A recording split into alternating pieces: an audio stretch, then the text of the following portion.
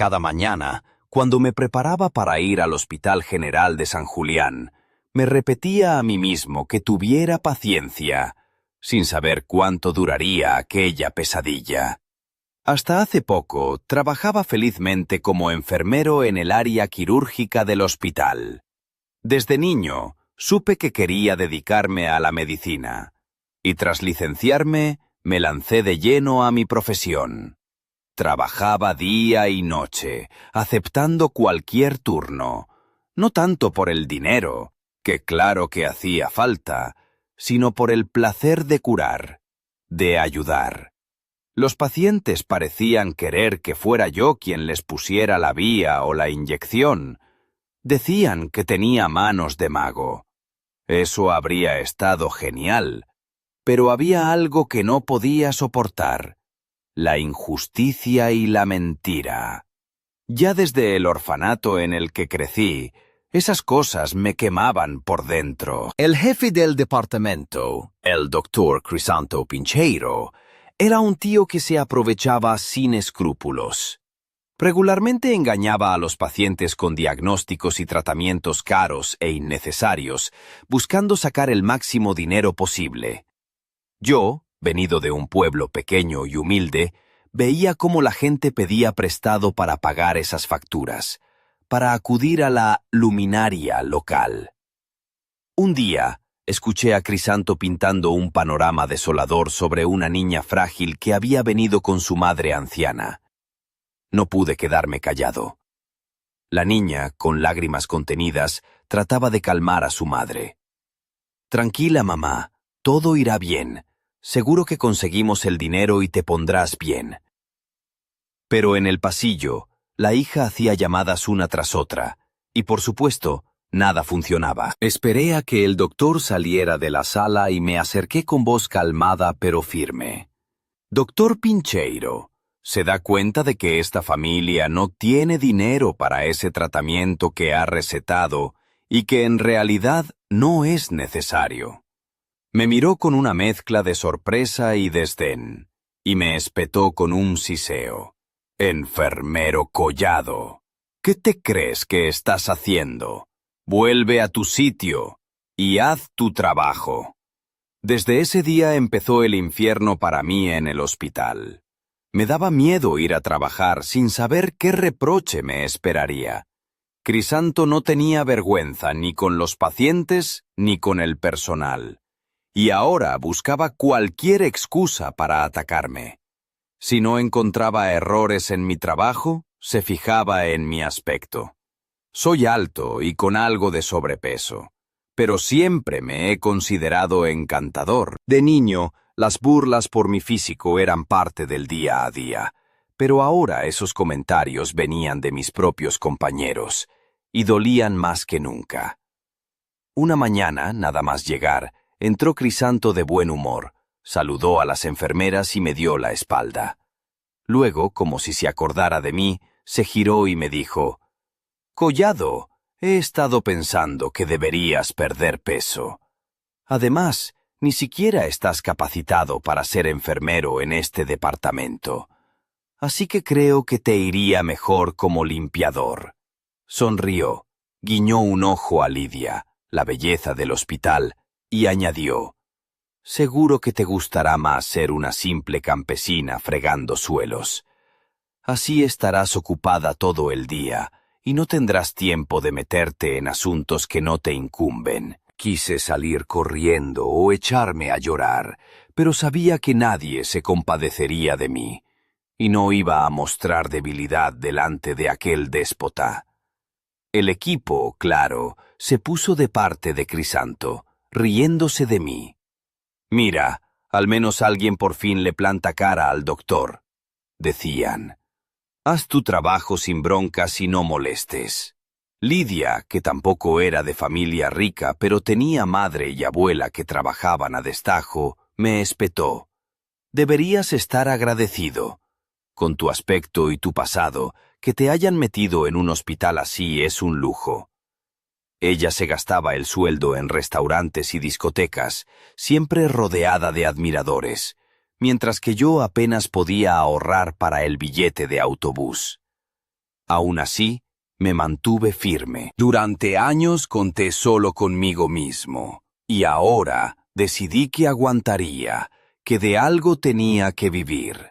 Mientras limpiaba los pasillos y ordenaba las salas, mi mente volvía al pasado, a la abuela María, que me crió en nuestro pequeño pueblo de Villanueva del Río, una aldea perdida entre montañas.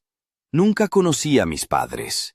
Solo una foto de mi madre Ramona, siempre colgada junto a mi cama, y una tarjeta vieja que conservaba como un tesoro. La abuela María rara vez hablaba de ella. Me decía que Ramona había sido una chica de ciudad, que se fue a buscar la vida y volvió embarazada. De mi padre, ni una palabra. Un día, al llegar del colegio, encontré a la abuela tirada en el suelo, sin vida. Fue uno de los momentos más duros y solitarios. Tras el funeral, me internaron en un orfanato cercano. Allí me encerré en mí mismo, hablando poco, refugiado en los libros de medicina. Un joven médico del orfanato, Ángel Carrasco, notó mi pasión y me enseñó el instrumental de la enfermería. Fue mi primer contacto con la medicina real, y supe que quería ser como él, un sanador, un mago que curara sin mentiras. Con esfuerzo y dedicación, entré en la Facultad de Medicina de Sevilla, y allí conocí a Bernardo, un joven encantador que me salvó de la soledad. Nos enamoramos paseando por el parque de María Luisa, entre cafés y risas, y soñamos con un futuro juntos. Pero el destino tenía otros planes. Cuando Bernardo tuvo que marchar al ejército, nuestras cartas se enfriaron, y un día recibí una que rompió mi corazón. Se casaría con otra, por presiones familiares. Sentado en mi habitación, con la lluvia golpeando la ventana, sentí que mi vida se dividía en un antes y un después. Decidí huir del pasado y comenzar de nuevo en Madrid, buscando trabajo en un hospital, trabajando como limpiador, mientras estudiaba para volver a ser enfermero. Un día, encontré un cachorro abandonado al salir del hospital, y lo llamé Velcro. Su compañía me reconfortaba en las noches frías y solitarias. Pero entonces apareció un teléfono olvidado en la sala VIP del hospital, un objeto caro y desconocido para mí, que cambió el rumbo de mi vida. En la pantalla del teléfono descubrí una foto de mi madre, sonriente y feliz, abrazada a un hombre del que nunca había oído hablar. Decidí buscar a esos desconocidos, y así encontré a Sergio Masip, un hombre mayor que decía ser mi padre. Con miedo y esperanza, acepté su invitación a conocer a la familia que nunca tuve. La casa era inmensa, llena de cuadros y flores, y allí conocí a Rosalía, que era la viva imagen de mi madre. La historia de mi familia, la verdad oculta durante años, salió a la luz. Mi madre y mi tía habían sido separadas al nacer, criadas en mundos distintos. Por fin, me sentí parte de algo, aunque quedaba un oscuro secreto que nadie se atrevía a contar. Mientras me asentaba con mi padre y mi nueva familia, conseguí que Crisanto fuera despedido gracias a la intervención de Sergio, y volví a ser enfermero jefe. Pero un nuevo misterio surgió cuando un paciente con un grupo sanguíneo raro necesitó una transfusión urgente. Un misterio que podría cambiarlo todo. ¿Quién era realmente aquel hombre? ¿Y qué secretos guardaba nuestra familia? Lo que parecía el fin de un tormento era solo el inicio de una nueva batalla, y yo estaba dispuesto a descubrir la verdad, cueste lo que cueste. El día amaneció gris en Madrid, con un cielo encapotado que parecía presagiar lo que me esperaba en el hospital. Me vestí con la bata blanca que, tras tanto tiempo, volvía a sentir como un manto de orgullo y responsabilidad. Velcro, mi pequeño compañero de 4 patas, movía la cola inquieto a mis pies, como si él también notara que algo importante estaba a punto de suceder. Al llegar al Hospital Central de San Julián, el bullicio habitual me envolvió. Pero esta vez no sentí miedo ni ansiedad. Tenía la confianza que me habían dado mis estudios y, sobre todo, la fuerza de saber que ya no estaba solo. Sergio y Rosalía me habían arropado con su cariño, y aunque sentía que aún faltaba responder muchas preguntas, por fin había dejado atrás la soledad de Villanueva del Río. Me dirigí directo al área de cirugía, donde ahora me desempeñaba como enfermero jefe. El cambio había sido radical, de limpiar suelos a supervisar al personal, organizar turnos y asistir en operaciones, todo gracias a la influencia de Sergio y la justa inspección que acabó con la tiranía de Crisanto Pincheiro. El hospital, un edificio moderno con amplios pasillos y paredes blancas inmaculadas, estaba lleno de vida. Las enfermeras llevaban uniformes perfectamente planchados, zapatos cómodos pero elegantes, y algunas se adornaban con pequeños detalles como pendientes de plata o collares delicados que les daban un toque personal sin perder la profesionalidad. Entre ellas estaba Clara, una mujer alta y esbelta, con cabello castaño recogido en una coleta alta que dejaba ver su cuello delicado, y una sonrisa que iluminaba cualquier habitación. Siempre llevaba un reloj pequeño con pulsera de cuero, y a veces un pintalabios rojo que hacía que sus labios parecieran pétalos de rosa maduros. Clara tenía un toque de sensualidad discreta, ese encanto que no necesitaba gritos para hacerse notar. «Buenos días, Ana», me saludó con voz suave mientras ajustaba su mascarilla. «Hoy tenemos una jornada dura, ¿verdad?». Asentí mientras repasaba mentalmente los pacientes que me esperaban. «Sí, Clara, pero con el equipo que tenemos saldremos adelante». «¿Has visto al nuevo médico residente?», añadí, intentando cambiar de tema. «Sí, es un tal Mateo», dijo con una sonrisa pícara.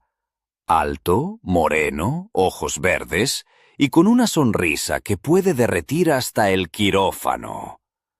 Me reí por lo bajo. En el hospital, como en cualquier lugar, las historias personales corrían como un río subterráneo, y aquel Mateo parecía ser el último foco de atención. Mientras caminaba hacia la sala de operaciones, pensé en el paciente que necesitaba transfusión urgente. Cesáreo Suárez, un hombre de unos 50 años, había sido operado de emergencia la noche anterior y su recuperación dependía de un grupo sanguíneo muy raro, A negativo. Y por casualidad, ese era también mi grupo. Al llegar a la habitación, vi a Cesáreo recostado en la cama, con el semblante pálido pero sereno. Su mirada se encontró con la mía y sentí una conexión inmediata, como si algo invisible nos uniera. «Buenos días, señor Suárez», dije mientras me acercaba. «Hoy le vamos a hacer una transfusión. No se preocupe, estaré aquí para lo que necesite». Mientras preparaba el equipo, sentí cómo la tensión me invadía. No era solo la responsabilidad médica, sino también la emoción de saber que compartíamos algo más que un grupo sanguíneo. La transfusión comenzó y aunque todo parecía ir bien, casi me desmayo por la presión y el miedo a que algo saliera mal. Fue Clara quien me sostuvo, con una mano firme en mi hombro y una mirada llena de confianza. «Tranquilo, Ana, eres fuerte», me susurró.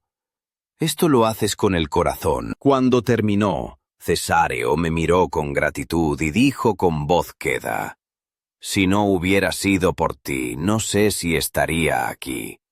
Hay cosas que no se pueden explicar, ¿verdad?». Asentí sin saber qué responder. Más tarde, el doctor Antonio Peña, jefe del departamento, se acercó y me guiñó el ojo. «Ana, eres insustituible, pero te aconsejo que te realices una prueba de ADN. Esa coincidencia no es casualidad». Mi corazón se aceleró. Todo parecía empujarme hacia un destino que, aunque deseaba, también me aterraba. Al salir del hospital, el sol había hecho acto de presencia tímidamente, iluminando las calles de Madrid. Caminé despacio, pensando en el encuentro con mi padre y lo que significaba para mí.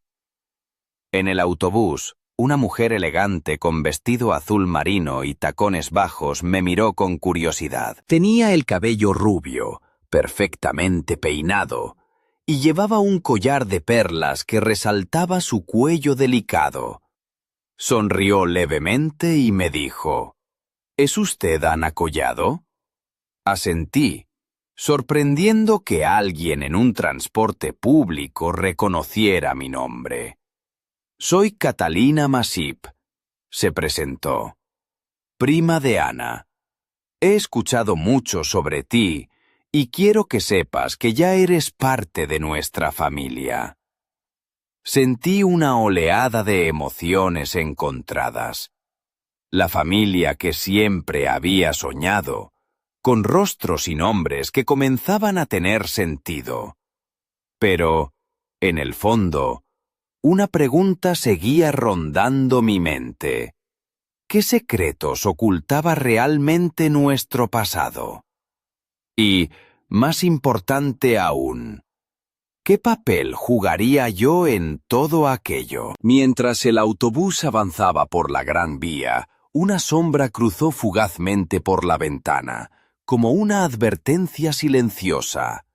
Sabía que lo peor aún estaba por llegar. El corazón me latía con fuerza mientras caminaba hacia la cafetería donde había quedado con Catalina y su amigo Máximo.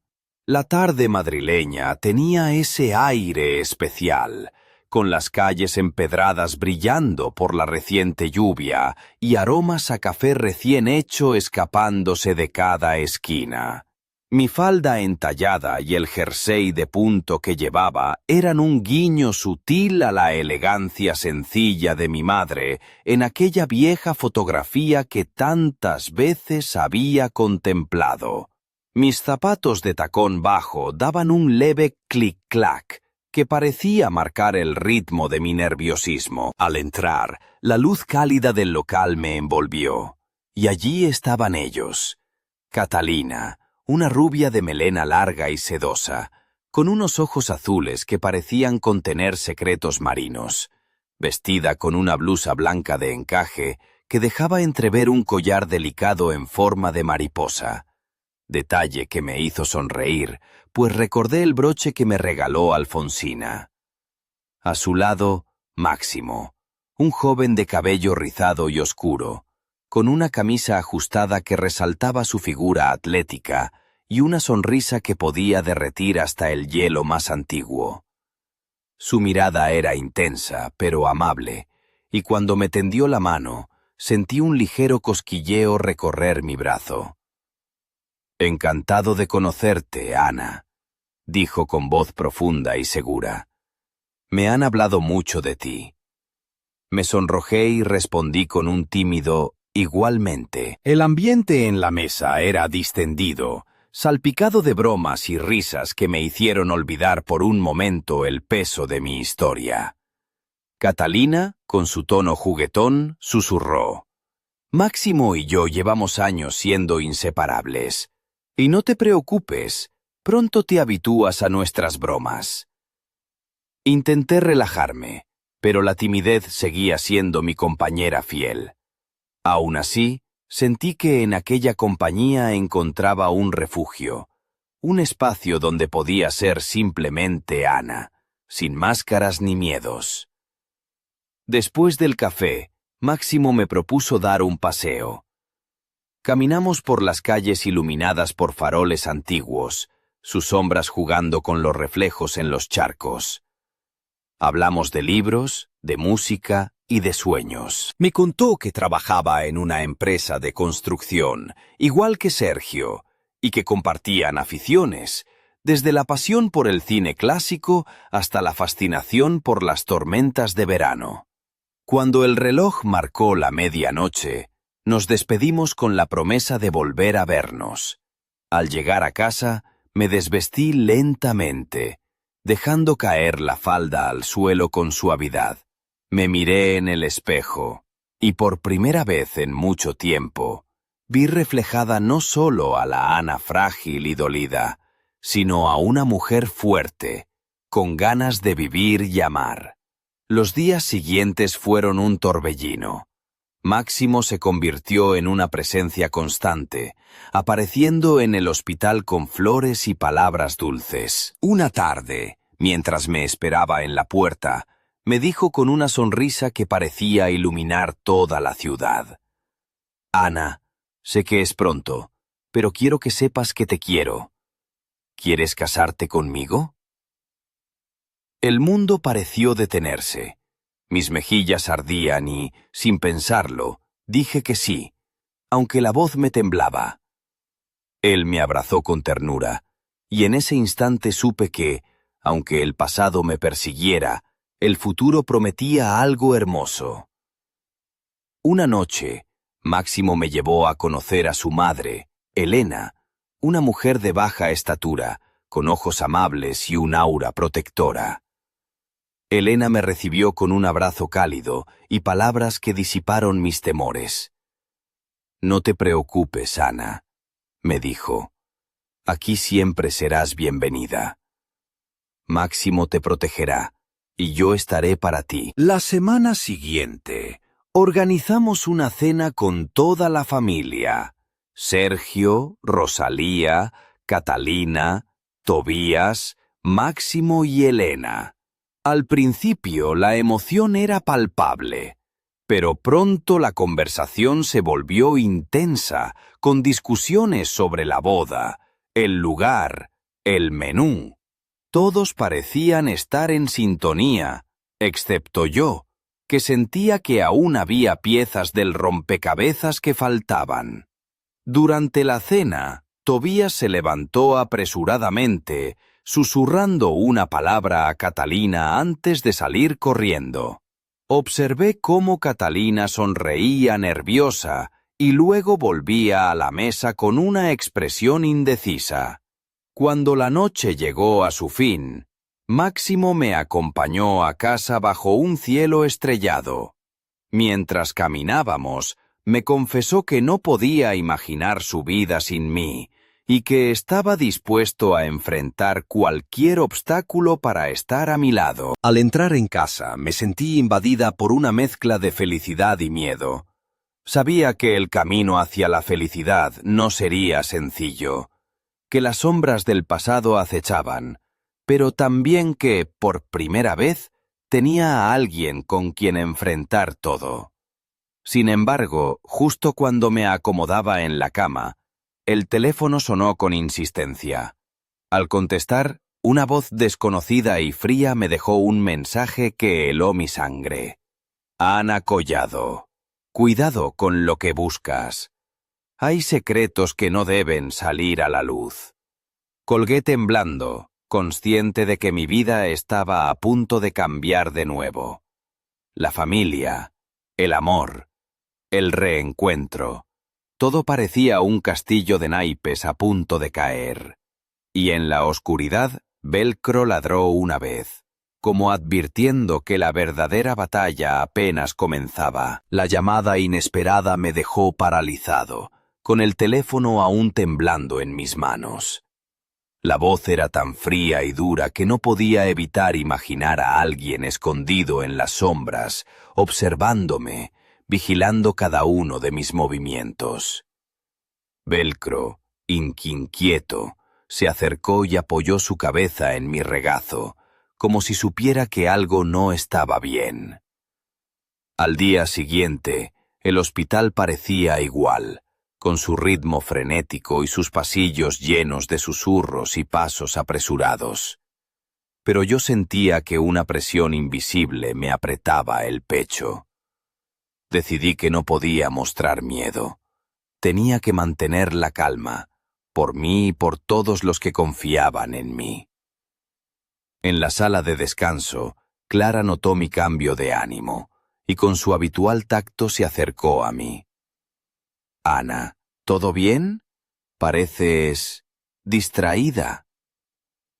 Intenté sonreír, aunque forzado. Solo un poco cansado.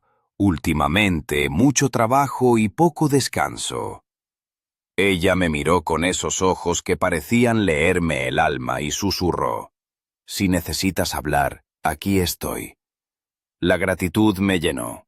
No era fácil abrirse, pero sentí que podía confiar en ella. Mientras tanto, en mi rutina diaria, comencé a notar pequeños detalles que antes pasaban desapercibidos.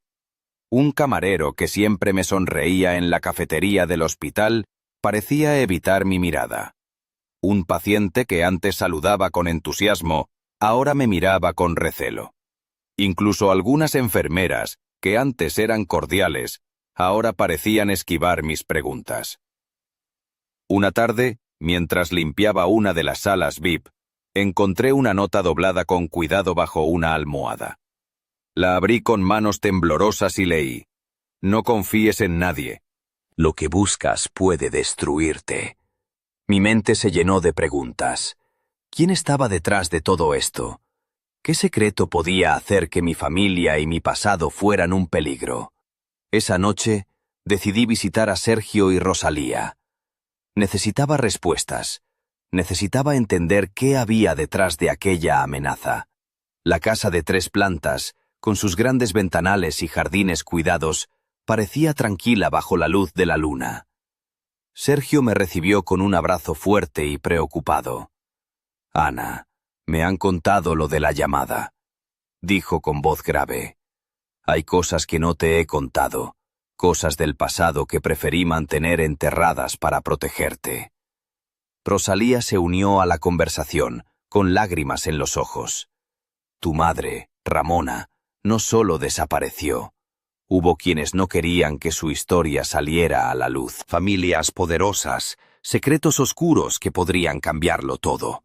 Sentí un nudo en la garganta. Todo era más grande de lo que imaginaba. De repente, el timbre de la puerta interrumpió la conversación.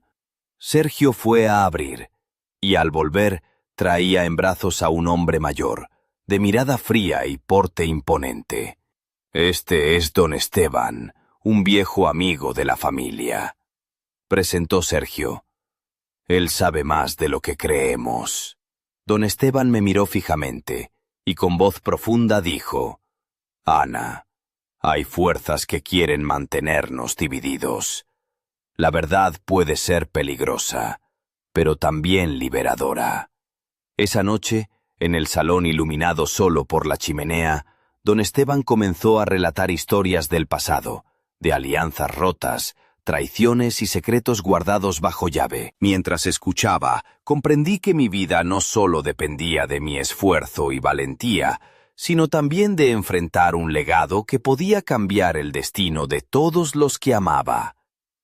Al salir de la casa, bajo un cielo estrellado pero frío, sentí que el peso de la verdad era una carga que debía llevar, sin importar el costo. Velcro me esperaba en la puerta, moviendo la cola, recordándome que, aunque el camino fuera oscuro, no estaba solo. Pero, en la distancia, una figura silenciosa observaba, sus ojos brillando con un resplandor siniestro, prometiendo que la tormenta apenas comenzaba. Aquella noche, cuando por fin me acosté, el peso de las palabras de don Esteban me aplastaba el pecho. Cerraba los ojos y veía imágenes fragmentadas, rostros serios, susurros en pasillos oscuros, secretos que se ocultaban tras puertas cerradas con llave. Sabía que había llegado el momento de enfrentar no solo mi pasado, sino también a quienes querían enterrarlo para siempre. Al día siguiente, en el hospital, me preparé con cuidado. Elegí una blusa blanca de seda que rozaba mi piel con suavidad, combinada con una falda lápiz azul marino que marcaba mis curvas con discreción. Mis zapatos de tacón bajo tenían un acabado brillante, y en la muñeca llevaba el pequeño broche de mariposa que Alfonsina me había regalado, un amuleto que ahora sentía cargado de significado. Mientras caminaba por los pasillos, noté cómo las miradas se clavaban en mí, mezclando curiosidad y recelo. Aquel ambiente cargado me recordó que no podía confiar en nadie más que en mí mismo. Clara se acercó con una sonrisa cálida, llevando una bandeja con café y un pastelito de almendra. «Para que no pierdas energía», dijo, «te prometo que hoy no habrá tormentas». Le agradecí con una sonrisa, sintiendo que su presencia era un bálsamo en medio de la incertidumbre.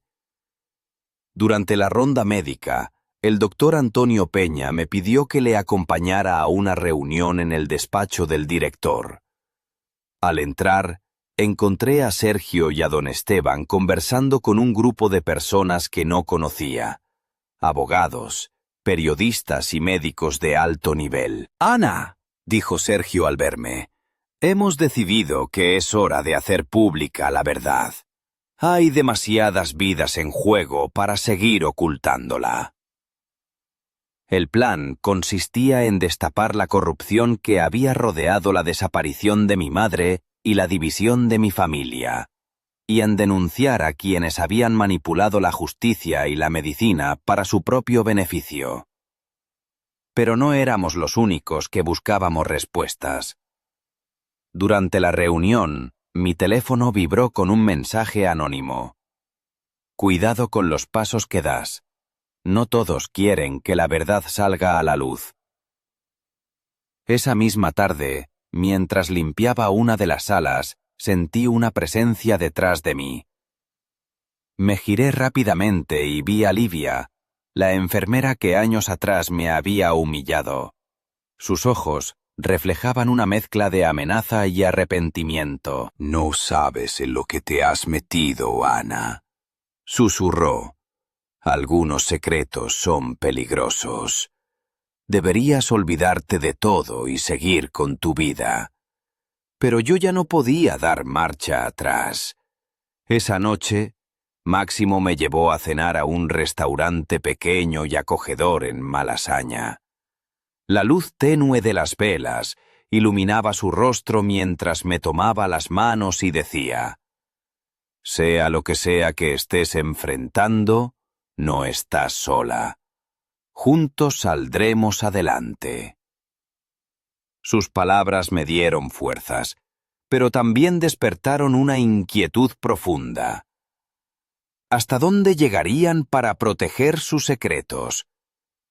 ¿Y cuánto estaba dispuesta a sacrificar? Al salir del restaurante, una figura encapuchada me observaba desde la esquina, desapareciendo rápidamente entre la multitud cuando la miré. Sentí un frío intenso recorrer mi espalda. Sabía que la batalla apenas comenzaba y que por delante me esperaba un camino lleno de sombras, traiciones y revelaciones que podrían cambiarlo todo. Pero también sabía que, esta vez, no caminaría sola. Y con esa certeza, me preparé para enfrentar lo que viniera, con el corazón latiendo fuerte y la mirada fija en la verdad oculta tras el velo del silencio. La mañana siguiente amaneció con un sol tímido que apenas lograba colarse entre las persianas de mi pequeña habitación en el piso de mi padre, en el barrio de Chamberí. Me levanté despacio, aún con el eco de la sombra encapuchada rondando en mi mente. Velcro me seguía fiel como siempre, moviendo la cola con entusiasmo, ajeno a las tormentas que se desataban dentro de mí. Decidí que ya no podía retrasar más lo inevitable. Tenía que investigar por mi cuenta, buscar pruebas que arrojaran luz sobre el oscuro pasado que había emergido con tanta fuerza. Me vestí con ropa cómoda pero con estilo.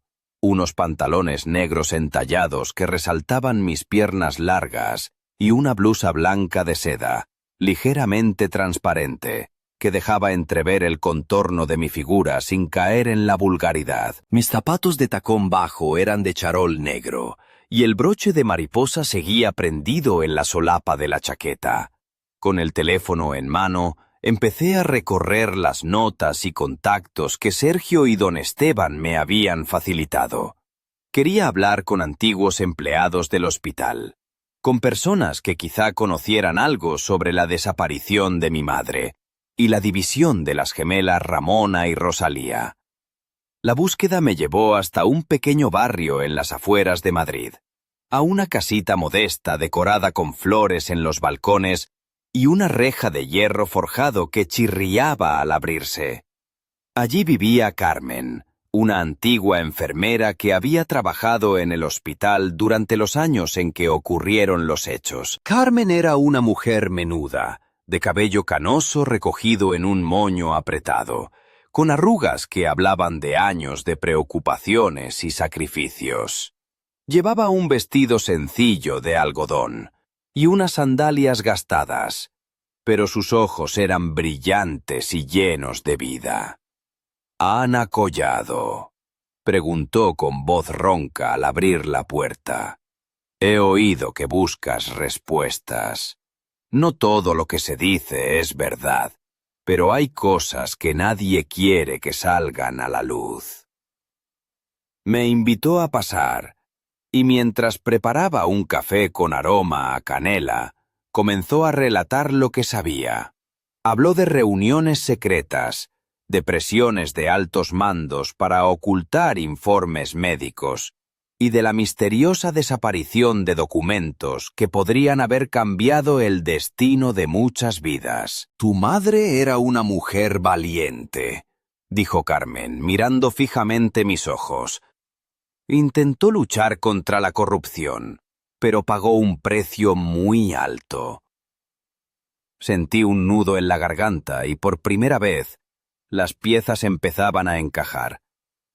No era solo una historia familiar rota.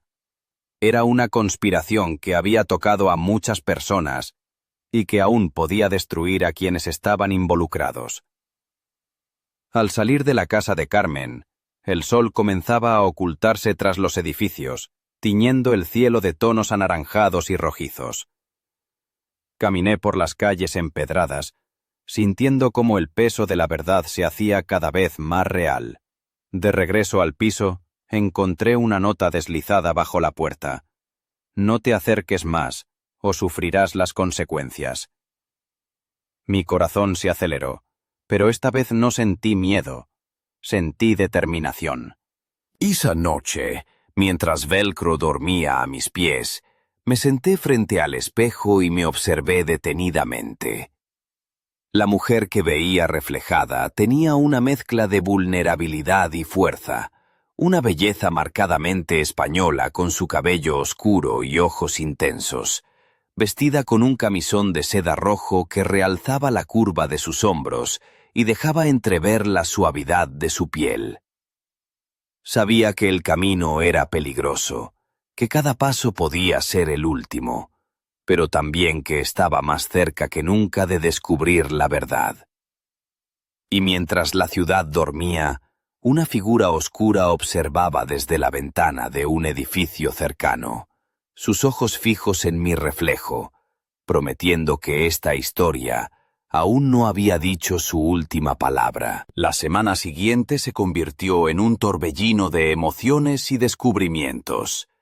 Cada día amanecía con una mezcla de esperanza y miedo, como si el destino jugara al escondite conmigo. En el hospital, la rutina seguía su curso, pero yo caminaba con la sensación de que alguien me vigilaba, que cada paso que daba era observado con ojos invisibles. Una tarde, mientras revisaba historias clínicas en la sala de descanso, Clara se acercó con una bandeja de café y una mirada preocupada. «Ana, he notado que últimamente estás distante», me dijo suavemente. «¿Quieres hablar?». Mirándola a los ojos, sentí que podía confiar en ella. «He descubierto cosas sobre mi familia y el hospital que podrían ponerme en peligro», confesé. «No sé en quién confiar». Ella me tomó la mano con ternura. No estás sola. Yo te apoyo, pase lo que pase. Sus palabras fueron un bálsamo.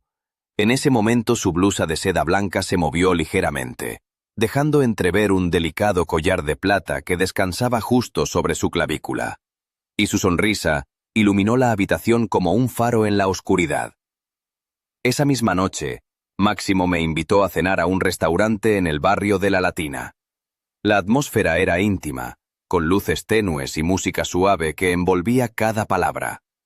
Mientras compartíamos tapas y vino tinto, me confesó que sentía que alguien estaba intentando separarnos, que los secretos del pasado eran una amenaza real. No permitiré que te hagan daño, me aseguró tomando mis manos entre las suyas.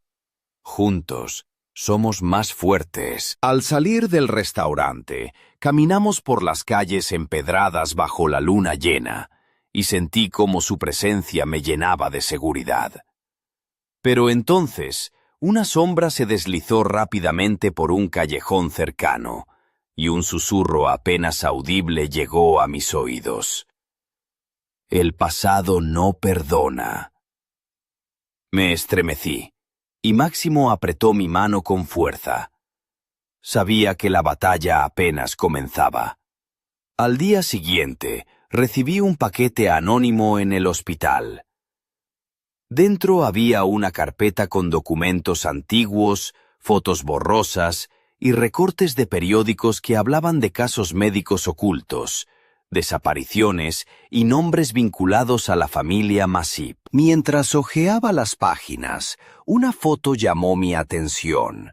Una imagen de mi madre, Ramona, sonriente, junto a una mujer que parecía ser Rosalía, ambas vestidas con trajes tradicionales de un pueblo andaluz. Pero detrás, casi invisible, aparecía la figura de un hombre con rostro cubierto. Un escalofrío recorrió mi espalda. ¿Quién era ese hombre? ¿Qué quería ocultar? Decidí que era hora de visitar a la abuela María en Villanueva del Río.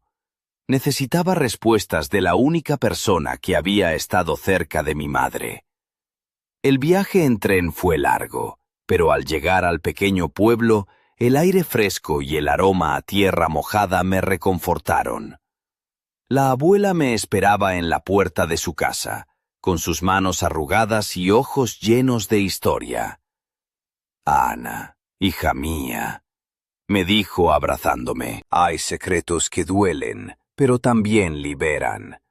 Durante horas me contó fragmentos olvidados, palabras susurradas en noches de tormenta, y la verdad sobre el hombre misterioso que había marcado el destino de nuestra familia. Al despedirme, sentí que llevaba conmigo no solo verdades, sino también una fuerza renovada.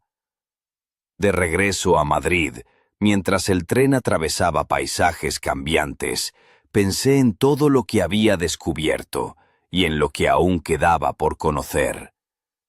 Y en la penumbra de una habitación desconocida, alguien observaba una foto mía, sonriendo con malicia.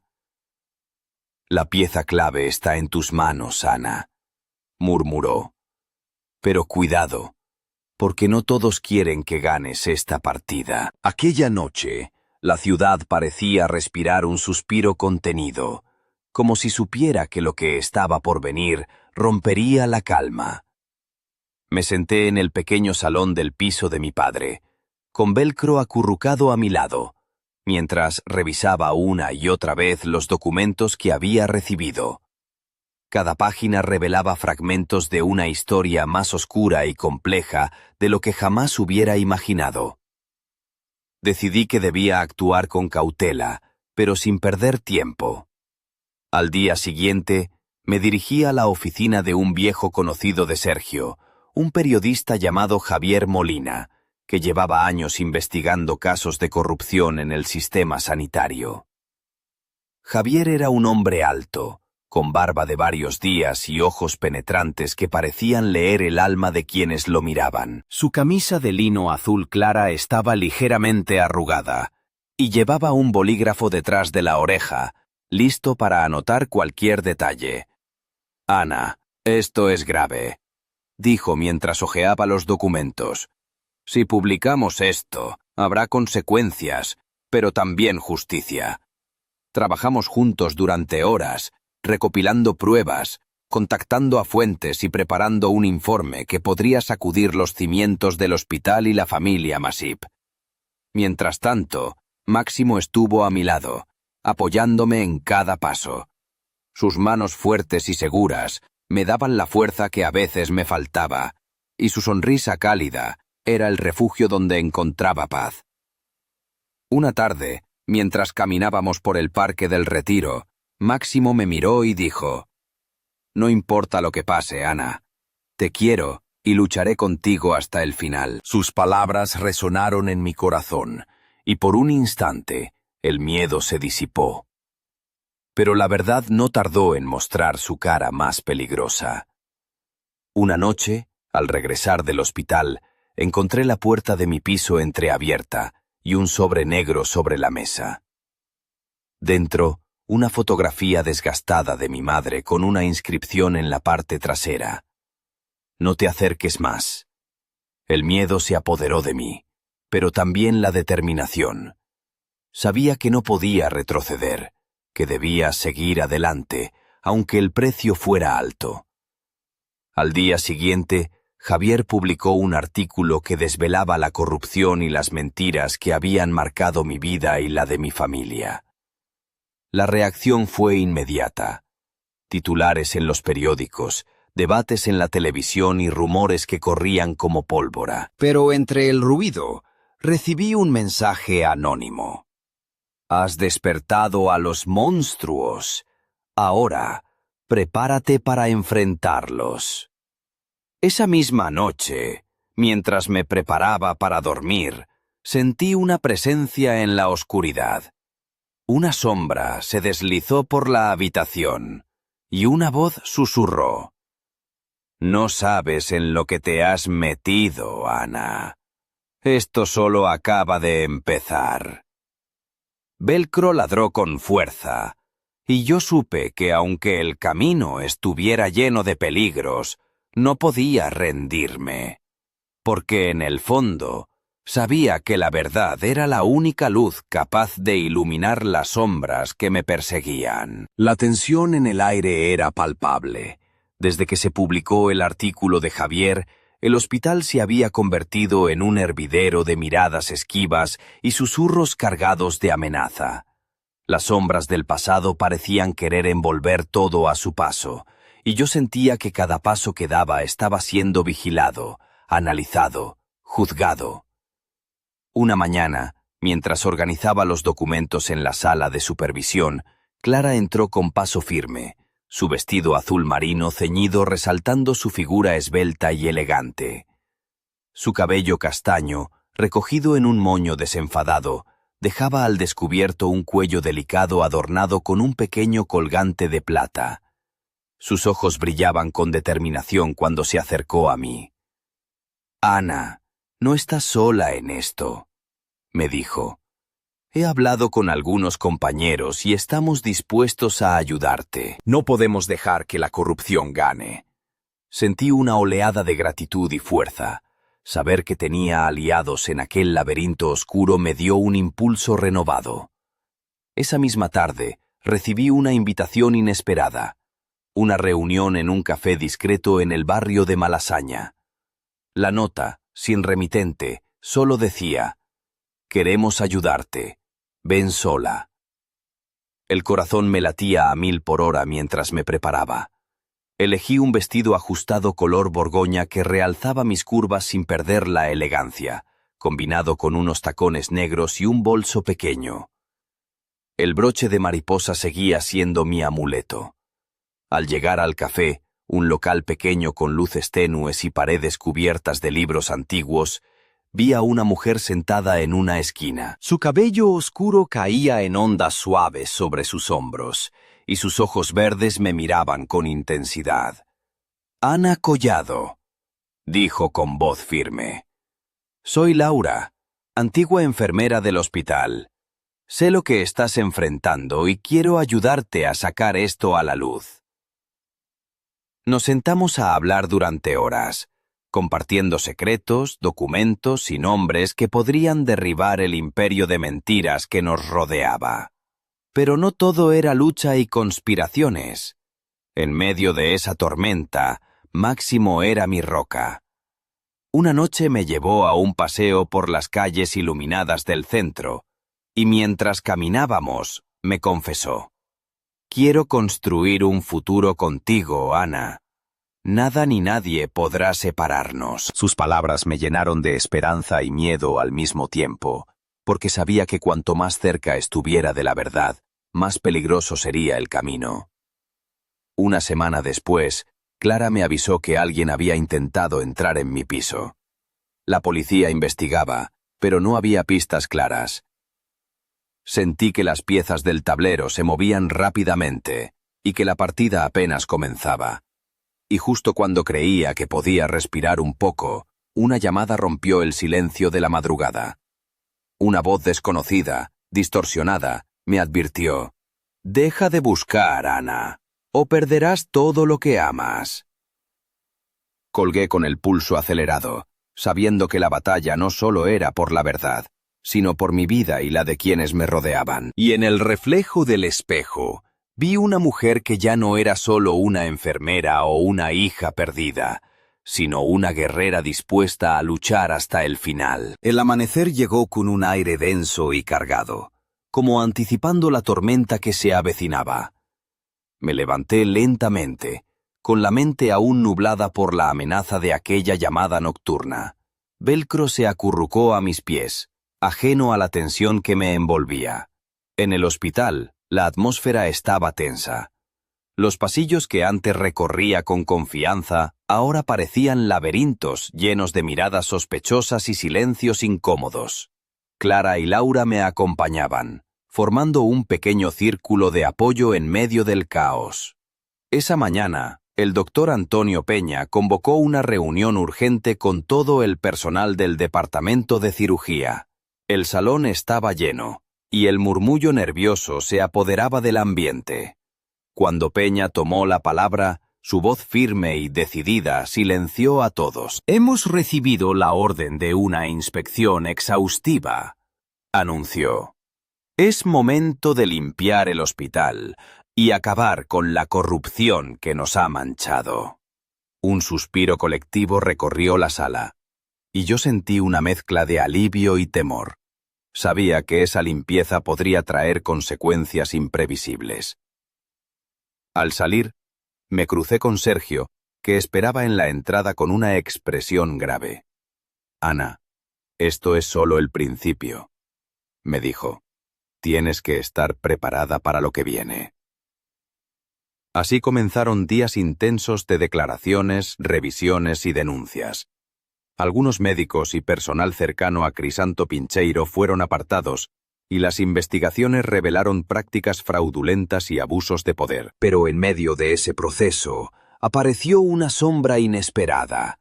Tobías, mi primo, quien comenzó a mostrar una actitud evasiva y distante. Su sonrisa bromista se tornó en gestos cortantes y miradas esquivas. Una tarde, mientras conversábamos en la casa de Rosalía, Tobías me miró fijamente y dijo: «No sabes todo lo que está en juego, Ana. Hay cosas que ni tú ni tu familia deberían descubrir». Su advertencia me heló la sangre, pero también encendió en mí una llama de determinación. La noche antes de la boda con Máximo, mientras me preparaba en la habitación, el teléfono sonó. Era una llamada sin respuesta, un silencio que hablaba más que 1000 palabras. Sentí que el pasado y el presente se entrelazaban en un hilo peligroso. La boda fue una mezcla de alegría y tensión contenida, la familia reunida, las sonrisas forzadas, y en el fondo, la sensación de que algo estaba por romperse. Durante el banquete, Sergio se levantó, y con voz firme brindó por el futuro, pero también por la verdad que habíamos descubierto juntos. De repente, un estruendo sacudió el salón. Las luces se apagaron, y en la oscuridad una figura apareció en la entrada, con rostro cubierto y voz amenazante. «Esto no ha terminado, Ana Collado. La verdad tiene un precio, y tú lo vas a pagar». Un silencio sepulcral invadió la sala, y yo supe que, aunque había ganado una batalla, la guerra apenas comenzaba. Con el corazón latiendo a 1000, miré a Máximo y a mi familia, sabiendo que juntos enfrentaremos lo que viniera, porque a veces la verdad es un fuego que consume, pero también es la llama que ilumina el camino hacia la libertad.